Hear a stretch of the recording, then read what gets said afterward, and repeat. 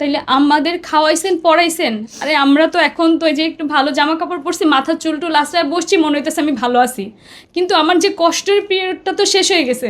আমরা যে ছোট ছিলাম ওই টাইম তো খাইতে পারি নাই ভালো করে, ঈদে একটা জামা পরতে পারি নাই। ঈদের জামা দিত পাশে যারা থাকতাম, ওর মামা অনেক আদর করতো, সাখাওয়াত মামা, উনি ঈদের ড্রেস দিত।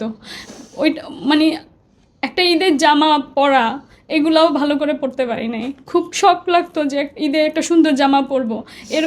মানে এই কষ্টগুলো তো আমরা হয়ে আসছি, তাই না? এখন যদি আপনি আমাকে 5,000 টাকা দেন বছরে, সেটাতে কি যায় আসে?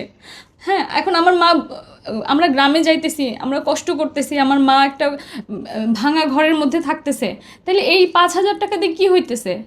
আপনাদের কাছ থেকে তো আমরা জাস্ট বসতে বলতেছি, আমাদের সাথে বসেন। আমরা বিভিন্ন জায়গায় গেছি, এলাকা ভিত্তিক যারা ছিল দায়িত্বে তাদের কাছে ঘুরছি, তারা সব ভাই যায় নাই। তারপরও হচ্ছে যখন এলাকা ভিত্তিক আমি মালয়েশিয়ায় ছিলাম, আমি কিছু জানি না।